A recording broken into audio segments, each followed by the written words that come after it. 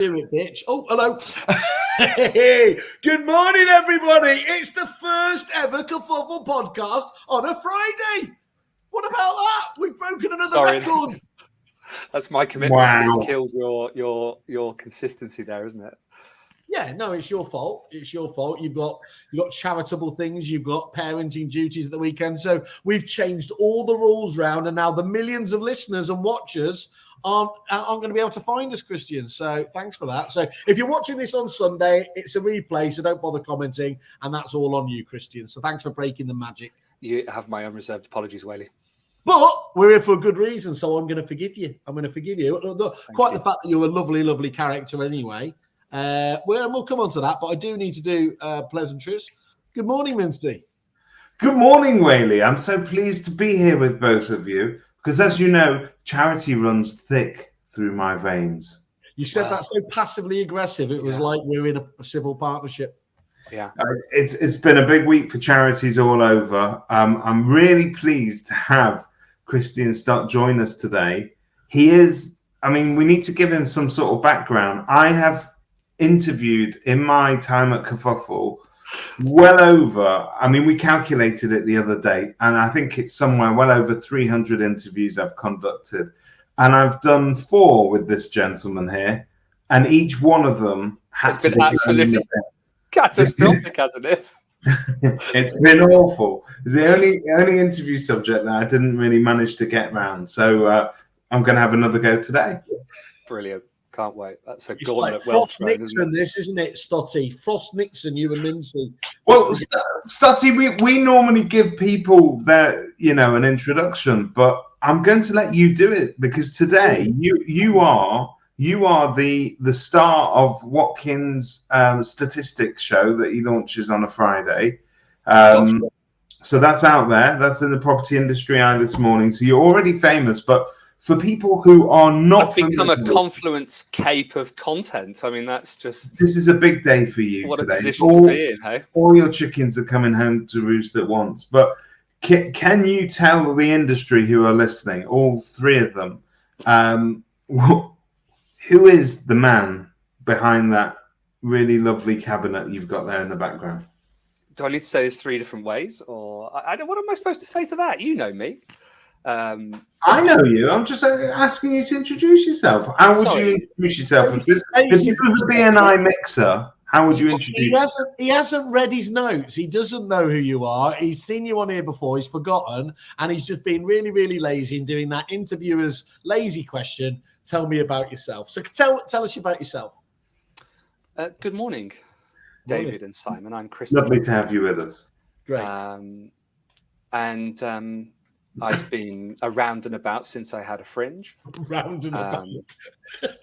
Brilliant. Which is a long time ago now. And I've enjoyed, very fortunately, not necessarily both sides of the industry, but working in agency and in the agency supply network. And I have enjoyed both, not necessarily with equal measure. And I now work in, I suppose, complementary technology, in automation, AI, robotics, and machine learning. Is that enough about me? I like reading swimming inside. But we'll come on to this in a second because I think this is relevant. You do have some. You mentioned you couldn't do the podcast on a Sunday morning, and that's because you do have some keen personal interests in rugby, in sports, in coaching. You're very involved, are you not? I am, yeah. And I don't know. Can it possibly be sometimes a hollow boast? But I think that don't worry about that. That's pretty much what the whole show is. Oh, excellent. Sorry, I misread my notes. I do quite a bit of that. And do you know what, David? I quite enjoy. I read your beautifully written. There wasn't an ounce of AI in it article about giving back. Yes. And I think we all do that in a variety of different ways, or many of us do that in a variety of different ways. And I certainly enjoy that side of things. I think it's very nourishing, even if it does mean you've got to get up early and often lose your voice on a Saturday and Sunday morning. I'm breaking through this positivity. Let's take it back to the negative. Good. And let's take it back where we first met, where you put me through hellish 2 years at the agency previously, where you made me jump through every single hoop before signing on the dotted line at, as far as I remember, massively reduced rates because I didn't know what I was talking about. You told me that was our little secret. Yeah, I've never told anybody that, Whaley. Do you know, I still remember our first meeting where you very politely introduced yourself as the sales director. And then actually, I think I've just stolen one of your lines, haven't I? Because you were the one that said to me, and me being the sales director is something of a hollow boast because there aren't any salespeople but me. I've always been good at self-deprecation because I have to be. Yeah, and you kind of ran out of road when you told us that as part of the onboarding, we'd be handed over into the capable hands of insert Cliff here. He wasn't even called Cliff. Also, you've told me many times that where you fell in love was where my pitch was. I don't even think we're that good, but we're the least shit. Just to be absolutely clear as well. That was a many moons ago. Not the Leviathan they are these days. They're brill. And yet, they say that there's so much success embedded in consistency, Whaley. So I'm consistently inconsistent, so that's where I step up to the claim. So, do you know how long ago that was? Have you actually quit? I think it was 17 years. Wow. Oh no, I was doing that. I was doing that when I was 11. That's amazing. Yeah, I was only 6. Yeah. I think that takes us into different territory. Let's move away from that whole YouTube. Stotty, for those of us that don't like statistics or Christopher Watkin or reading articles in Property Industry Eye, could you summarize what the market is doing this week based on your recording with him? Give us a flavour for what you think's happening out there. I love this, Mincy. So what we're doing is we're essentially acting as a succubus, a parasite on Chris's show, and nicking it for our own. That's great. Well done. Yeah, fine. The market is crashing catastrophically. Prices have dropped 68.45% in the last 4 minutes. Come on, Charlie. Charlie Lambden walked in the room. I think the market's holding up pretty well. The numbers are going up in terms of volume. And I think the only thing that perhaps came out is a little bit of price sensitivity from buyers. Not that I would call that catalytic, but that it's evident, in terms of rising numbers of sales agreed. Prices seem to be climbing, but also the number of price changes or adjustments, as they're more politely known. Does appear if you were an agent... If you were an agent today, then out there in the living room trying to sort of win instructions. But if you were, that conversation I've heard from agents on the ground right now is very difficult because the vendor's expectation is actually still quite high. They're still not, the reality of things has not hit home. Now, we're not selling negativity to them. We want to remain positive, but how do you have a conversation with somebody based on more realistic? The number 42, isn't it? I think it's the same answer that's always been the answer, and that's since probably 1971 when this shit was invented. Sorry, we'll add words like invented on here.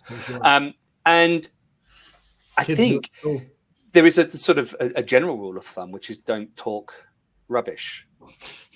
Bang straight. And I think that's the gap oftentimes is there's either a fear of talking straight or, and you can talk straight with structure. It doesn't have to be dictatorial and almost sort of Victorian dad. I think you can advise and coach around what the marketplace is doing. And I think, David, you're much better at this than I will ever imagine being. There is a point at which you walk away. And the point at which you say, I'm sorry, this isn't the kind of work I do. Because if you end up with, and we talked about the numbers, the volume in the industry rising. One element of that is listings. And too many listings is a bad thing because you've then got a lack of competitivity from buyers. They've got more choice, more options, etc. And I think that, sticking stuff on the wall or in the window, if you've still got one, that is overpriced with an undermotivated vendor who's committed to that value point rather than what the market expectation will be. Well, this is a Bob Scarfism, nothing to do with me, but stock on the wall is a liability. It's an asset when it's SSTC. Mm-hmm. I think that that, if you go out win listings that are overvalued in a market with price sensitivity. I think, you know what, over the years, that's the one, because it's not easily quantifiable, i.e. what it costs you to market a property that doesn't sell, as opposed to we all know what a property that does sell brings you in, but agents need to be aware of that cost of just listing for listing's sake, because they're paying for it, aren't they? You know what, though? Do pubs adequately measure ullage? It's a very difficult one, because I think if you start at opportunity value, i.e. total number of instructions multiplied by fee, you get that 100% view of what you could achieve. And then you've always got to depreciate that, because there's always going to be a slip twixt cup and lip. It's unavoidable. But I think that, if you say, well, I've got a withdrawal rate, 20, 25%, I've got a sales cancellation rate, 25, 35%, whatever those numbers are, it's idiosyncratic on a per agent basis, isn't it? But I think when you look at those, you have to sort of question, if you're filling cars with diesel, fixed costs of payroll, maybe fixed and variable costs around marketing, et cetera, depending how you describe marketing.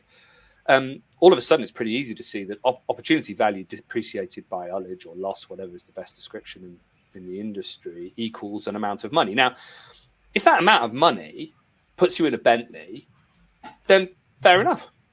Works, doesn't it? Decent business. You could lose 75% of all your new instructions, and if it still puts you in a Bentley, job done. But I think if you're in a position where, from a sort of cash flow P&L perspective, you're doing all this work and every year it doesn't feel like it's been worth it, then that ullage point is in the danger zone, isn't it? You're paying customers to mess you around. And interestingly, when I first experienced this industry, there were withdrawal fees and pre-agreed marketing costs up front. People would be paying. Obviously, brochures back then were litho. Well, if you were lucky, they were litho, or they were running up to Boots with a film and coming back with some Brit stick and a picture. But if you were doing litho brochures, people would pay 1,000, 1,200 quid up front to have 3 or 4 boxes of litho brochures done, and there would be a 28-day notice with a withdrawal fee, £800,000, something like that. Those have just seemed to be gone. The industry now. I mean, I'm sure some people have got a little tickle in their agreement somewhere, but generally, all of that it's all at risk. Yeah, and it's almost sort of factored in that the fixed costs are stuffed into the eventual input, the eventual revenue. And Scotty, do you think those days are they're just from yesteryear, or can you ever get back to anything like that? Do you know, it's a difficult one, and you've always got to, whether you're talking about sort of anything really, portal exposure, marketing fees, you've always got to bring in that sort of Judas principle that I think, the whole town, although the whole town is not allowed to meet in a pub and agree to have high fees, because remember they got in trouble for that, didn't they? But if a whole area decided that better fees was better for business, it only takes one of the bunch to go and drop those down, and everybody else is then in that race. And to the bottom, you get dragged I think over the past couple of weeks, there's been a sort of a debate, semi-raging on social media, and it's a lot of it's led by the property markites, who I've never heard of them, but their belief, right? Smart for them, I believe. Anyway, carry on. Right, just the charitable art. Their belief is that regulation, and I think Simon Ledbetter also said this when he was on with us the other day, that part of the issue that we have within the industry as a whole, in terms of getting the members of the public to take us seriously and to pay us the fees that we deserve, are all linked to the fact that there is a very low bar for entry at the moment. Anyone can do this, even Whaley. God, I've often thought about. God help us. Whaley could open up an agency tomorrow, but if we had regulation, I don't think I agree. Just to add some context on that, Christian, before you go, I've got it here in front of me. Actually, Simon's brilliant Simon Ledbetter's brilliant Voice of the Agent survey. And he asked the question amongst many, which you should get access from him if you can. Do you believe all estate letting agents should have formal qualifications and be regulated to provide minimum standards? And it was a massive survey, and it was 94%, wasn't it? 94% said that. I think that's an open goal. In agency, we insisted on qualification across the board and be paid for it. We had a clause on it that said, if we paid for you to become qualified and you left within a period of time, then you had to, I think it was repaying 50%. I can't remember what it was, but we absolutely insisted on it because we felt we were an ISO quality governed business anyway, 9001. So for us, it was an important factor, but that wasn't the point, I suppose. The point was, will it lift fees? And I'm not convinced that it will. And in the same way as, what we're seeing going on in FMCG at the moment with the Aldis and the Lidls, the truth is some people operate in that, I guess, and I'm not trying to belittle anything here, but the amount of money in is governed by the amount of hours available. And others operate at scale. And the capacity to deliver efficiency through scale is entirely different than the capacity to deliver service through time. They're not the same equation. Now, there are those in the middle ground that can operate at scale with quality. Complex, hard to do, because a lot of the perceived quality in the industry is around customer experience and relationships and nurture and hair stroking and love and all those different things. So I don't believe necessarily that regulation will affect fees. Why should it? Because there's always going to be someone that goes, hey, look, everyone's charging 2% now. I'm going in at half, and I'll do 3 times. The question I was trying to ask you was, maybe I didn't phrase it correctly, is that if we are in an industry where we can no longer charge withdrawal fees and we can no longer have the courage to charge upfront marketing fees, and yet we're still carrying the cost of marketing, and there is a cost to us if a property is withdrawn, how do we shift closer to that Australian model where sellers gladly or willingly pay marketing budgets because they understand that they get the higher of what we do? They haven't. I'll tell you what, I was going to bring this up anyway, but they haven't had that same race to the bottom that clearly we did, when all the financial services companies were just throwing money at it for mortgages and everything else, and the fees just were almost immaterial. Purple bricks pretty much came and went overnight over there. Genuinely, I don't want to say this. They were so overconfident or correctly confident, rather, the Aussie agents, that it was going to fall on its arse. I was like, oh, well, let's see. I've got a theory that human nature actually does deviate, or a good percentage of it, towards the cheapest, even though you don't like to be seen as the cheapest. But you know what they did, which we didn't do over here and haven't done, is they would literally, competitors who ordinarily hate each other, let's call them high street competitors, but they would literally say, look, I really don't care if you go with me, but do not go with these online agents. They were absolutely adamant that to do the service that you require, Mr. Vendor, requires this level of service. And really, it's just a choice between whether you think we're the right. I think that also happened here to a certain extent, Wiley. What? They did that. I mean, if you remember, I don't know if you recall the Move Nation proposition, which was that the traditional high street agents could adopt an online plan B, second alternative offering, to be able to differentiate in front of the customer and say, here's the good stuff, and then here's I actually think you're both correct, and I think this that we're doing today, this whole talking shop that our industry has become, and the fact that we are now having conversations in the open, and we seem to be collaborating a lot better as a whole than we ever used to. I think we were forced into that because we all had a perceived threat of that race to the bottom. We decided the way to get over it was to somehow get together, share our best ideas, and raise standards. Or am I being over romantic? No, I agree. I think also, one of the things that's happening alongside this he's revolution is digitization. Yeah. And if you think about, if you actually look at an agency business, you see these sort of memes of what they saw, what it was type thing. And what the customer sees is a pretty picture on Rightmove. So they're like, well, I got to pay you, what, 5 grand, 10 grand, 50 grand to stick a pretty picture on Rightmove? do that myself, really. I can get my iPhone out, take a photo. So, what actually goes on in the background, I guess that analogy is the swan, the pretty thing on top and the legs going like mad underneath, is the whole operational scale, complexity of delivering a number of new instructions, marketing them, organizing viewings, all the feedback that goes on, whether that's between buyer seller or whether it's just that direct vendor relationship piece. You've then got, God forbid, something actually gets sold, and you've got to then take it through to completion through the sales progression process, which is another, I don't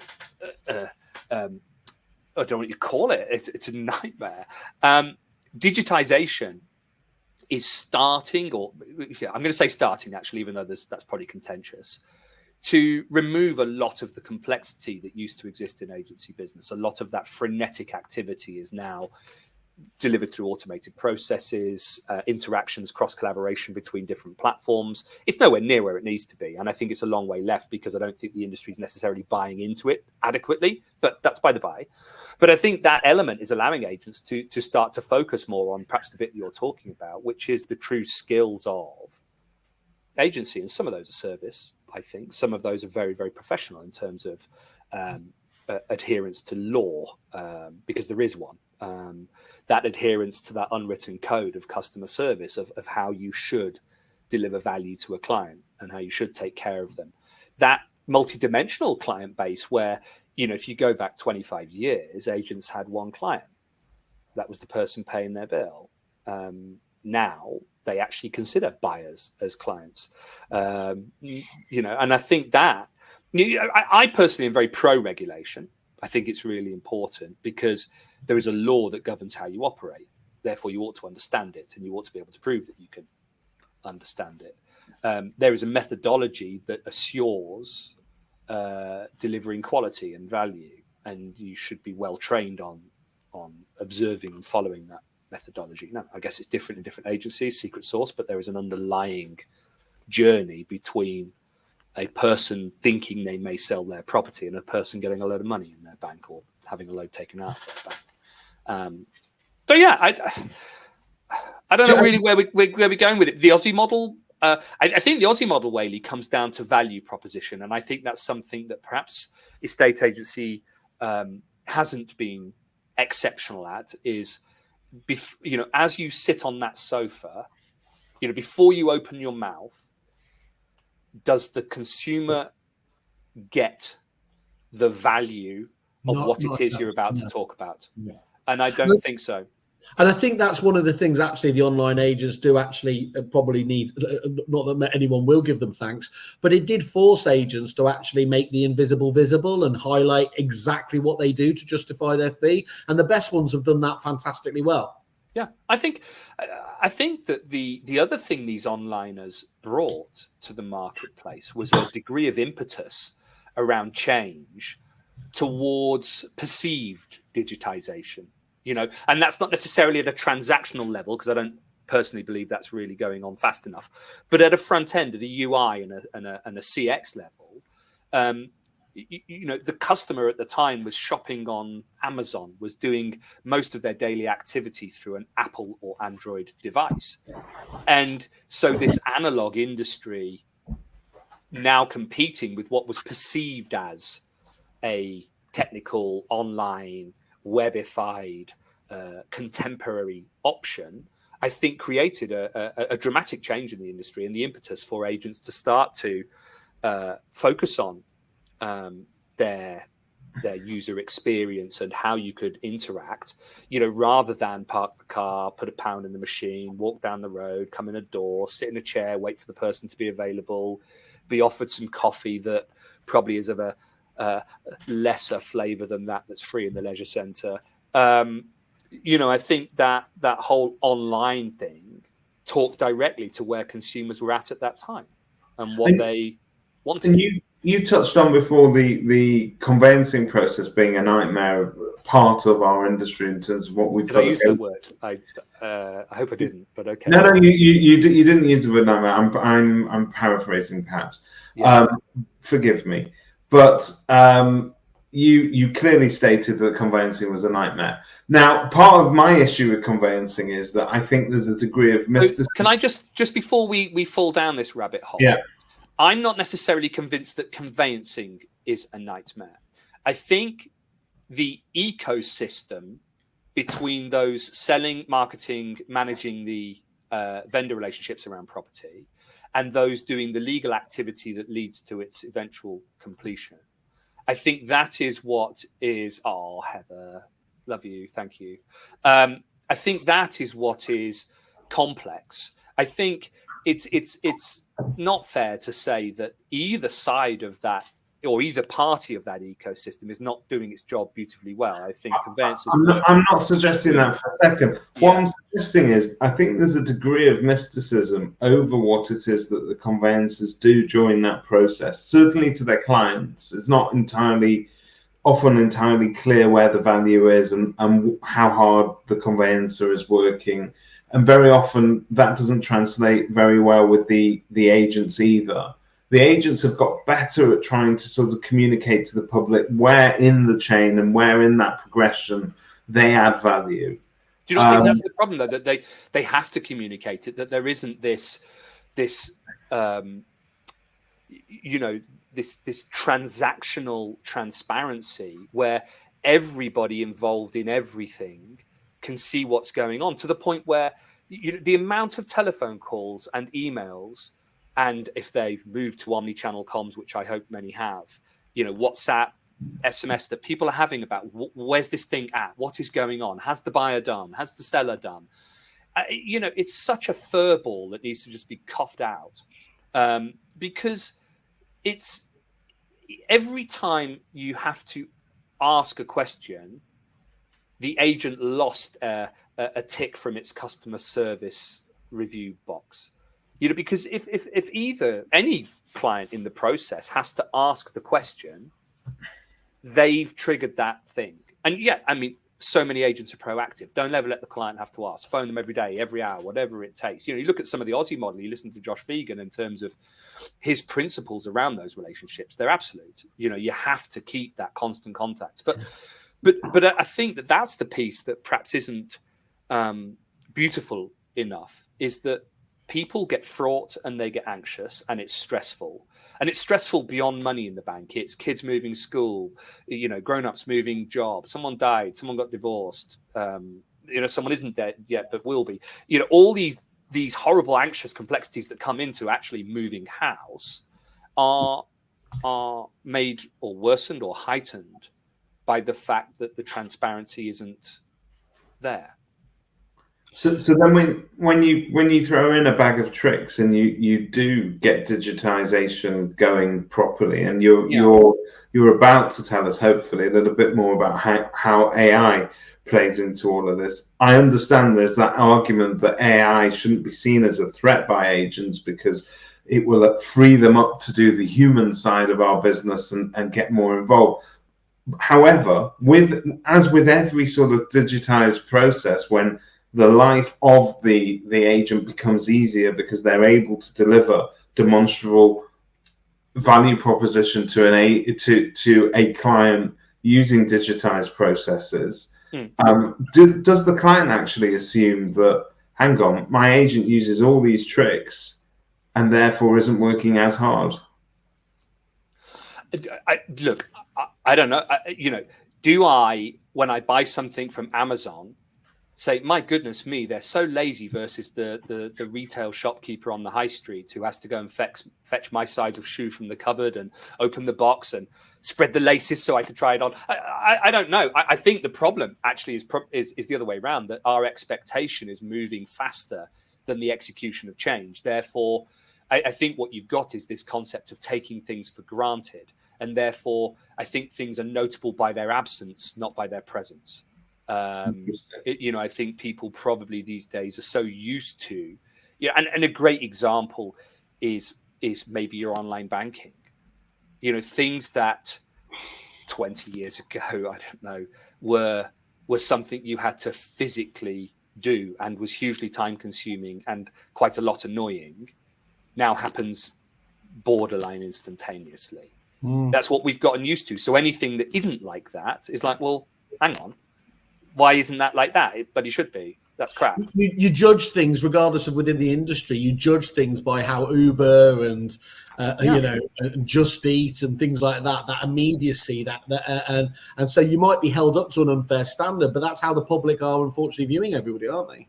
I think that, if we're looking to champion customer experience, and let's use that as a broad description for lots of different things, then it should be ever present in the decision making of where we're going tomorrow. What are we doing? And that customer experience is being changed by not necessarily competitors, although they are a part of that mix, but it's being changed by the world in which we live. You look. I mean, a great example is cars now.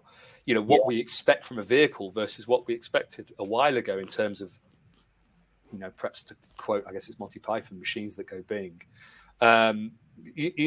We get in a car now, and if it hasn't got all these special things, we think it's crap, don't we? It's like, well, this is a good car. It hasn't got a telly or whatever is in a car. And I think people are just moving really, really quickly.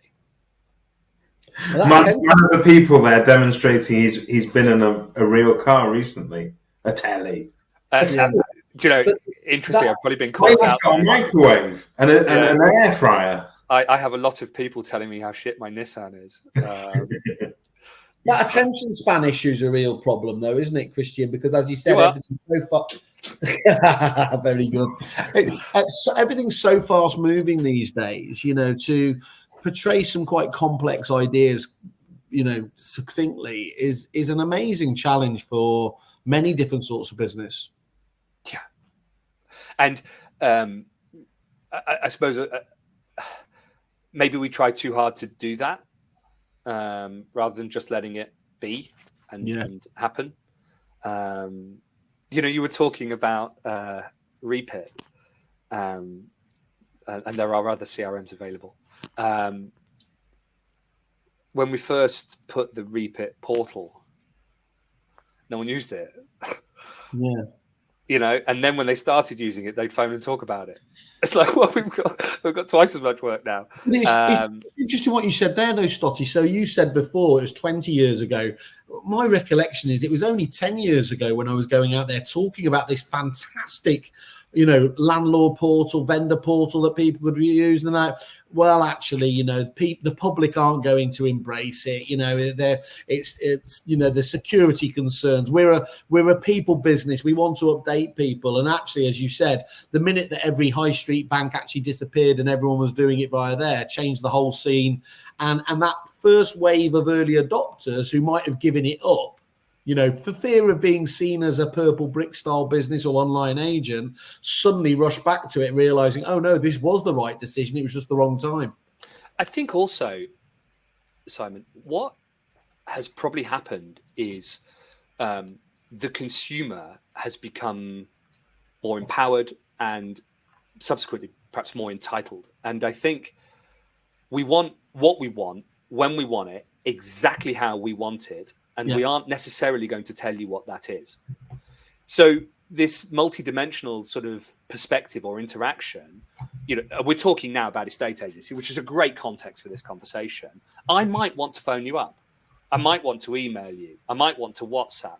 I might want to DIY by logging into something and reading or looking at something. And every single one of those expectations should be met without friction whenever I want it to be met. And that is in itself a really big challenge. This nervous system that has to operate within the business, which is a complex collection of digitizations, baselines of analog, I guess, computing and people. It's all got to work together really nicely so that the customer never feels that it's compartmentalized or detached in any way. It should just be this seamless, frictionless experience across any interaction point, whether I walk into a branch or I phone up or whatever I want to do. It should just feel normal. Yeah. Not stretched, not forced, just normal. And, there are businesses who have decided, I don't know anyone's name at Amazon apart from Jeff. And I don't think I've ever talked to anyone at Amazon. Definitely not Jeff. But the service is phoned. So they've picked that route. And I guess some people get to go to an Amazon shop, so maybe their experience is different from mine. But they've picked that route. They've said it's entirely digitized. There is no human. Apart from the bloke who throws it over my gate into a puddle and drives off in his van, it's entirely digitized. Sorry, Amazon. That probably amounted to a complaint. I didn't mean it.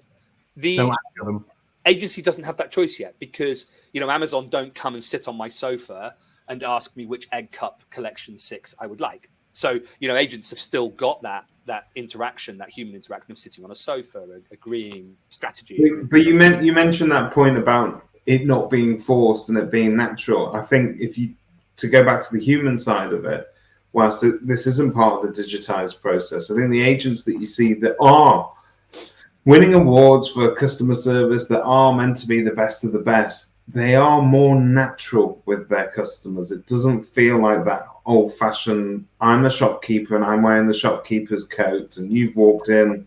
Do you know what I mean?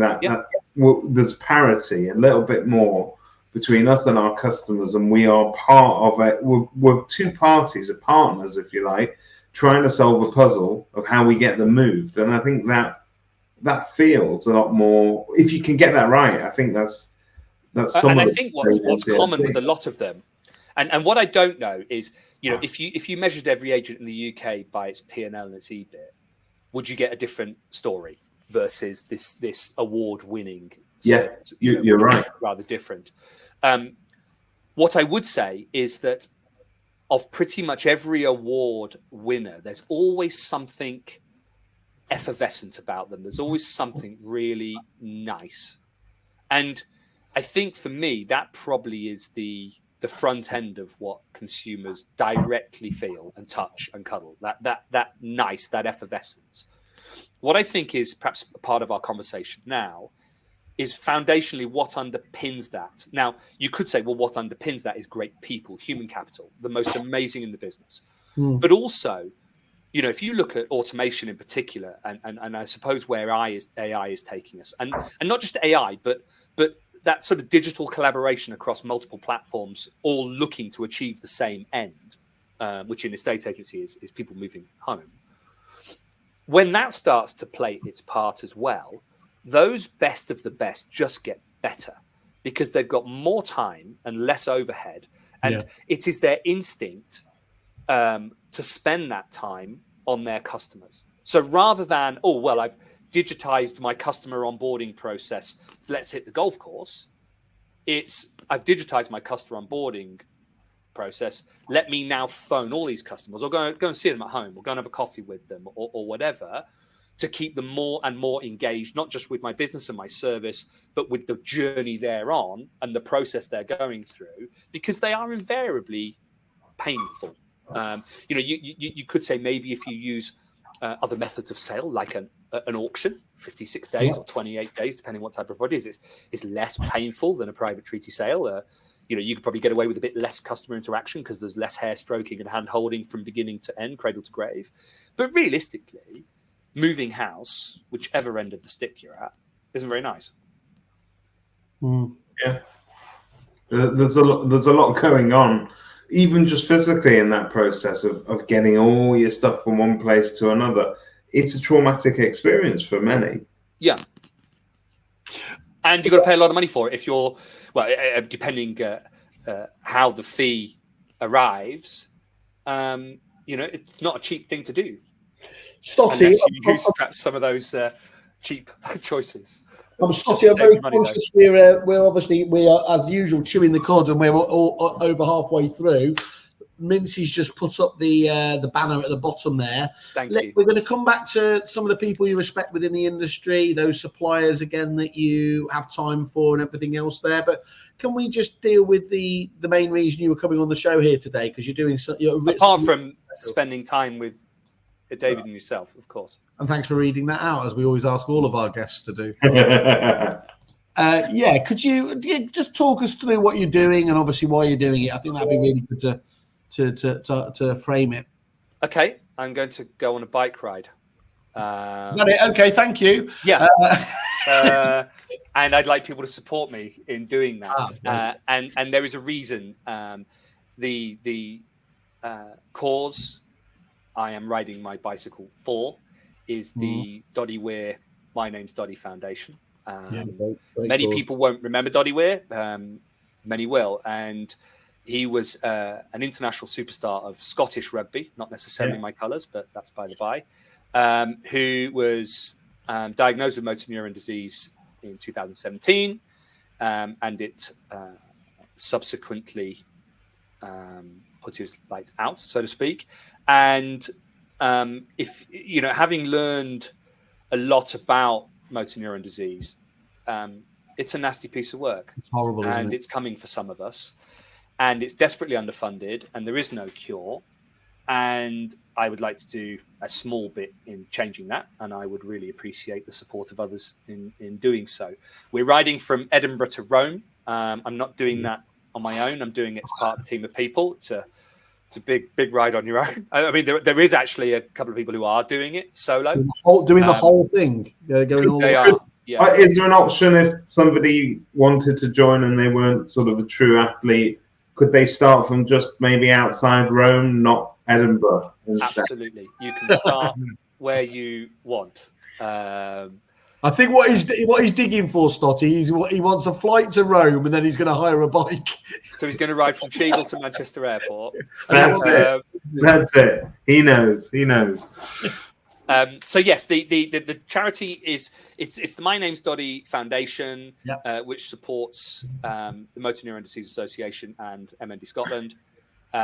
It's about raising money to try to find ways to tackle MND, of which there are really none. Very few is probably the best description. And you were saying there, it's one of these ones that's underfunded, is it? Desperately, yeah. I mean, that's quite interesting. I mean, unfortunately, you get this stage of your life where you've gone through fancy free and everything else, and then all of a sudden you find friends, family being diagnosed with these neurodegenerative. Famously, our friend you've been on many times, Ben Subiani with Huntington's. We had Ben G on the other day as well with them there. This family of horribly cruel disease. And just to put it into context again, you mentioned he wasn't your flavour of rugby player, but he was absolutely a specimen of sporting prowess, wasn't it? And it was almost like doubly cruel. It's horrific anyway, but to have somebody like him and see the journey that he went through and everything else is genuinely shocking. I mean, it is true. I think that there's always hope on the horizon, but it just takes so long to get this stuff through with the amount of funding that they need, doesn't it? 100%. And you're seeing at the moment a number of, I suppose, high-profile sports people who are being impacted by these things. Yeah. So, it could well be there was a link, in particular with contact sport, potentially. I don't know.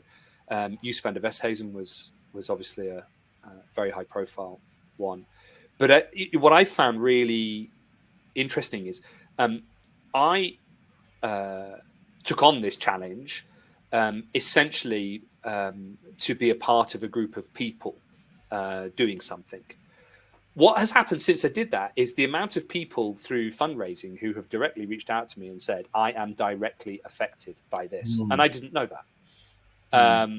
And I've been really quite surprised at how close it is to me without me ever knowing it was there. And often it's because it's sort of my father. So when people my age talk about their father, you're talking people in their minimum sort of 70s. So they're not people I really see much of, if that makes sense. Yeah. However, I suppose conversely, one of the guys who is local to me where I live is mid-30s. Shocking. And in 5 months, his life has been utterly transformed from active, able-bodied to being 100% wheelchair bound. That's 5 months worth. And I think that's the bit that perhaps I hadn't recognised is it's quite common, I suppose. You just don't see it. Yeah, it's shocking. And it's interesting you talking there. I remember Dom was saying that's one of those ones where it's unfortunate. It's literally a flip of a coin whether it's actually passed down as well. Yeah. And actually, when his father had it, they couldn't even diagnose it. It was kind of like he's just got the palsy or something like that. It's just very, very generic, isn't it? I mean, obviously the diagnosis is fantastic these days largely, but the treatment obviously is just so tough. Yeah, exactly that. And I think with motor neuron, there's a big focus on stem cell research. Which is quite a contemporary science, but also is not cheap. No, it offers up great potential, doesn't it? But as I said, well, it goes without saying, everyone that can possibly please back it. I know there's always a huge demand on obviously your time and your resources with this, but I think it's an absolutely fantastic cause to do, and you're putting yourself out there to do it, aren't you? It's a very sore bottom. I was going to say, are you prepared for the chafage, or that's how most of our conversations end, actually? I don't know if there is a way to prepare for such a thing, if I'm honest with you. We're going to need a bigger seat. Yeah, well, or a smaller one. I think perching oneself, it's disguised well by the camera, but, there's quite a lot of me. So to stick how proficient are you as a cyclist? Is it something that you do a fair bit of, or is this going to be a world of pain? I would be a better cyclist if I lived in Holland. I'd eat more raw fish if I lived in Japan. I don't enjoy hills as much as those. No, I love cycling. As you said, hills are just did you ever remember the story when I did it for Agents Giving? David said, would you have a Marmite jumper or something? I had a Marmite one just to address the elephant in the room or the whale in the room. And Sean Newman and John Cook fantastically did it around the whole of Britain or whatever it was. I literally planned the flattest route, literally did loads of research, and I thought I hadn't been on a bike literally since I was a kid, putting paid to the you never forget how to ride. But when we turned up the night before, it turned out that John and Sean were so bored of doing all these flat ones that they said, we're going to change the course tomorrow, which involved this, as far as I was concerned, this kind of this Everest. And literally, I had to get a lift up in the back of a van because it was so hard. They are, when you're on that bike looking up at those hills, it's tough, isn't it? And what I think is I suppose fabulous about a bicycle is it completely changes what a hill is. To many of us, walking or in a car, a hill's like that. On a bicycle, hills sort of start there, really. The most gentle incline, once you've been on it long enough, can get you puffing and blowing. So a great friend of mine said his piece of advice was to gain lightness. Have you thought about maybe taking a leaf out of the Lance Armstrong book, because there is help you can I think Lance was one of those. Come see me if you do. Yeah, but Lance was one of those people that what was in the box evidently was less lovely than the wrapping paper surrounding it, and I think he. A very eloquent way of putting it. He broke a lot of hearts.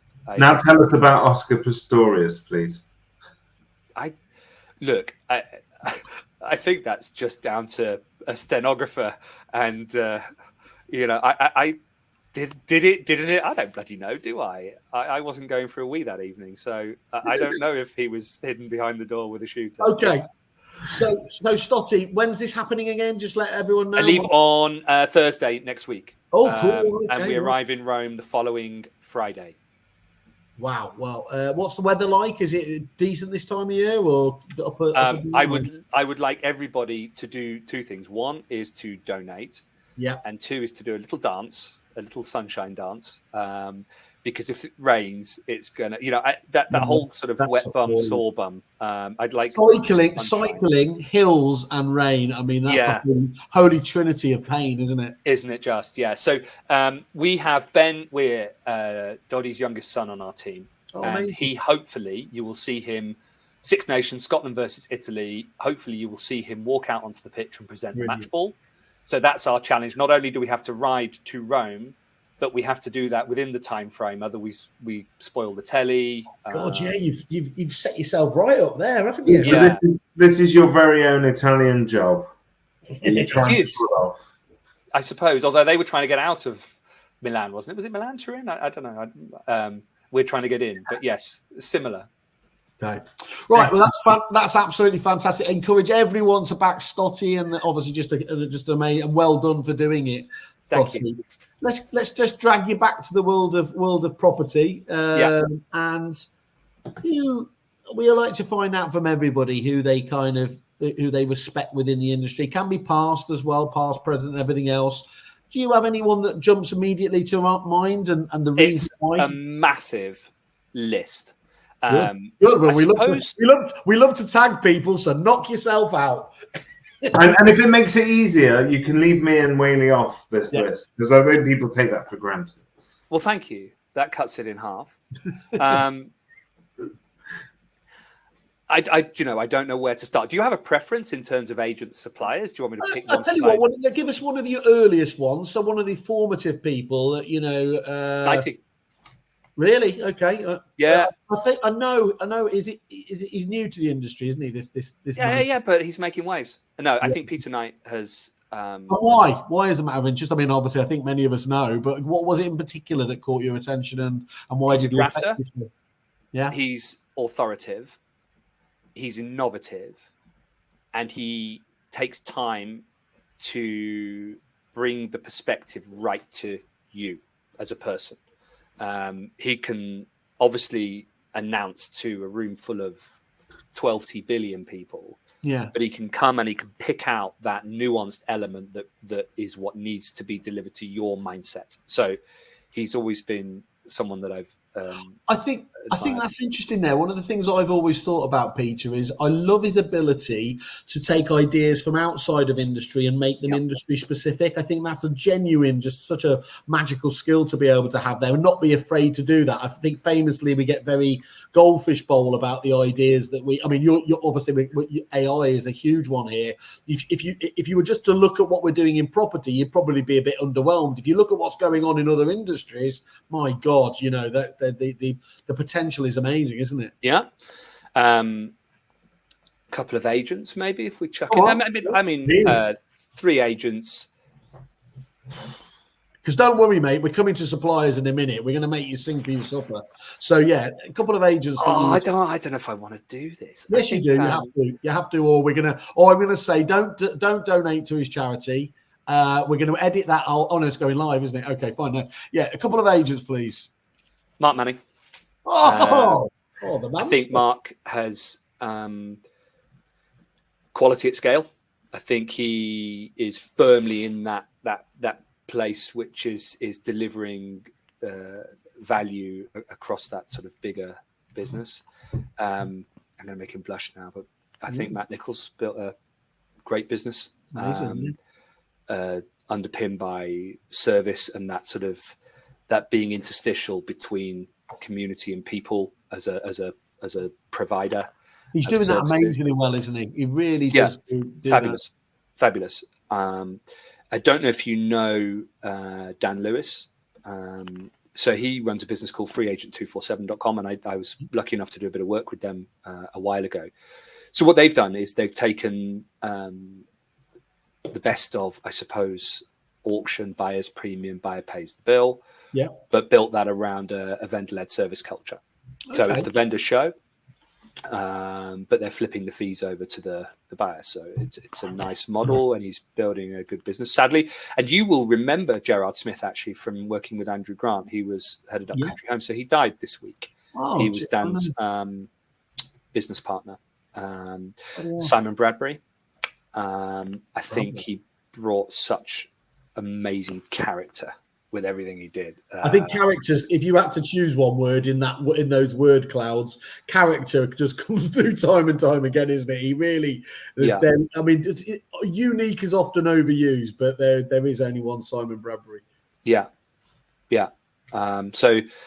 think that will do, will it not? Yeah, absolutely. Well, no, it's good. And flipping that round, so obviously the people that make this industry what it is, the suppliers. So, who are the ones that that have impressed you? Obviously, that are. Could you? Okay, come on. I think for me, and And I'm not necessarily. Gosh, I've got to be careful on terminology. I'm not going to bother with terminology. I personally believe that a ubiquitous transactional platform underpinned by a blockchain would be advantageous to the industry widespread. It just needs that critical mass, doesn't it? I think that then suddenly becomes. And I'm not sure anyone's going to achieve that. And you may say from a competitivity and innovation and design perspective that maybe it is disadvantageous to have a ubiquitous platform. But I think if any part of the industry is moving in that direction, I think the guys at Kajuta they've got that sort of tripartite holy trinity of banking, finance, land registry, and the TR process, and then the industry per se, which is lending, legal, agency, marketing, customer interaction. So I think that the direction they're taking as a business is marvelous. I think I would like, rather than name names, or I suppose there's some contenders in the CRM space who have decided to sort of swing a tiger by its tail. And I think, the guys at Loop, Rex, Street in particular, I think are doing great jobs. It's become very interesting, hasn't it? From what was quite an established, not much seemingly on the horizon, these new challengers are really mixing it up, aren't they, with the traditional powerhouses like Reaper? Yeah, and I think sometimes what you can end up with is a sort of a small innovation spark lighting the fire of a bigger, more established player and allowing them to sort of, learn fast and use big pockets to change fast. But equally, what you can see is market shift and businesses gaining rapid traction where they're delivering innovation beyond that of those well-entrenched and established players. And I think there are businesses out there that are doing that. And whatever the end outcome, whether it's them becoming the sort of the big fish, or whether we create a much more fragmented supplier industry around that type of product, I guess it doesn't really matter. It's great to see people doing it, and some of the product there, it's beautiful. Okay, that's really, it is beautiful, but it's easy to use, but it also looks a lot better than we previously used to accept. I don't want to name any of them in particular. Oh, go on. When it comes to CRMs, they were not beautiful to use, but they were sold to us on stability. So it's it's functional. This is going to work, but don't expect it to look good. And a lot of us dismissed how much user experience actually along the way when it came to software was important. But I think the best iterations of that, and you mentioned Street before, it not only gives the agent a better user experience, but it also translates all the way down to their clients, because they get to see that beauty of the software as well, because they're using it.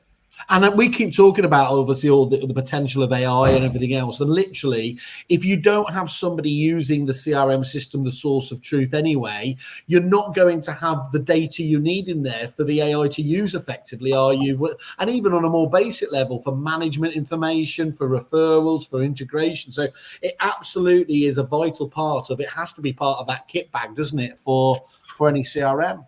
I couldn't agree with you more. And I think that, if you look at AI, AI hasn't really started yet. What we have is this sort of widespread consumption of language model output to do things that previously we could do on our own, but it took a very long time and a lot of effort.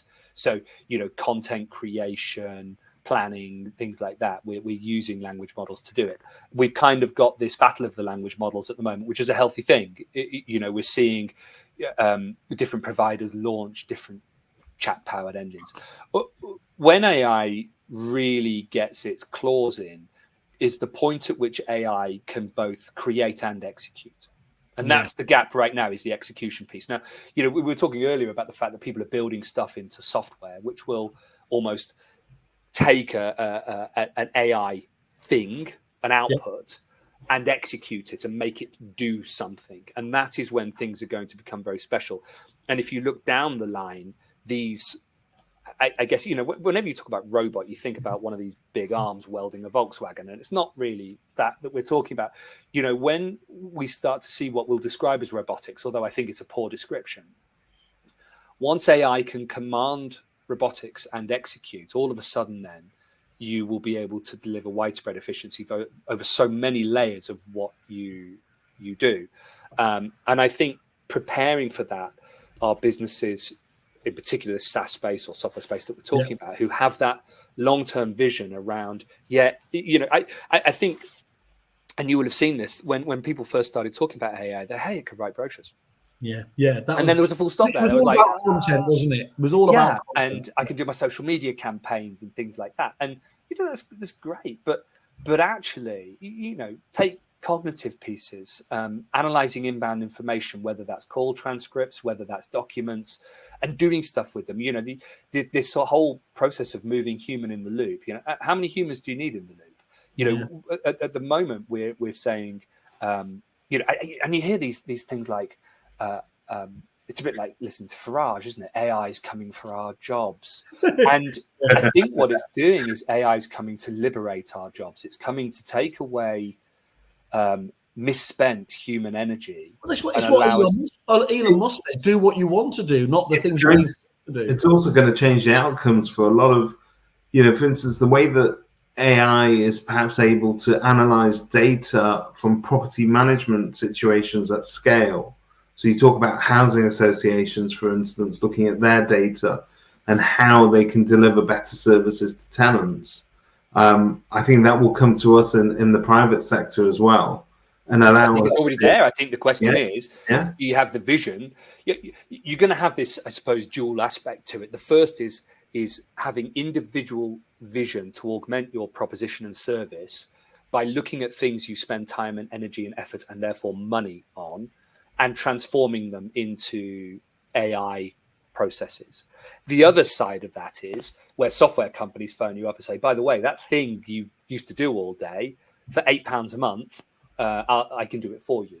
And what you've got there is you're going to get widespread normalization of that process. It will no longer be a process because it will be foundationally carried out in the background. It won't exist anymore in people's mindset is happening. I think it's amazing. And just to take you back as far from AI as possible, but obviously you've been our sister company is Relocation Agent Network, and you've obviously been both a member. How important in this day and age do you think it is to be a member? I mean, there are obviously other networks, there's the fantastic Guild Fear and things like that. Do you think that in this depersonalized digital age I've got a theory that actually it's more important than ever to be a member of a network like that? Or not? No, I was just taking time to sort of think that through. I think membership is important in many ways, and I think what I would say is I think the proposition around membership has been augmented recently or changed recently by digitization. I think the older value of network has been removed by Tinterweb and things like that. But I think the new or perhaps the old value of network is that collaborative piece where, the power of many, isn't it? Everybody benefits, whether that's from communicating, whether it's from sharing the load of service, whether it's from sharing the load of cost and innovation, all of those different things. The burden of innovation on agents, I think, is huge because differentiation is challenging these days. And we were talking earlier about fees, but if you think about it, whilst no one really wants to talk about it, the elephant in the room is that fees are a differentiator. Well, that's shocking. When you differentiate on price, what happened to value? And I think being part of networks is really important in maintaining a value proposition, learning from each other, guiding each other, and also potentially substantiating through that collectiveness greater value to the customer, which differentiates. Mate, honestly, we could go on for 3 hours here, as we always do over a pint, but I want to say thank you so much for your time today. Reach out to Christian on anything AI related. He's up there with the very, very best out there as well. Most importantly, get that chamois leather and all of the lubricants or whatever it is to do it, and hope everyone gets behind it. We'll keep knocking it out there, and obviously look forward to catching up with you when you get back. Guys, thank you for talking about the the charity cause. That was really good of you. And it probably isn't going to be fun. But I hope that's the bit I'm enjoying the most, to be honest. I thought you might, and I think it's worth paying for. Yes. Well, obviously, I will donate once you chase me down. Right. On you, mate. Thank you so much. Really love to see you both. Cheers, guys. Thank you, Heather.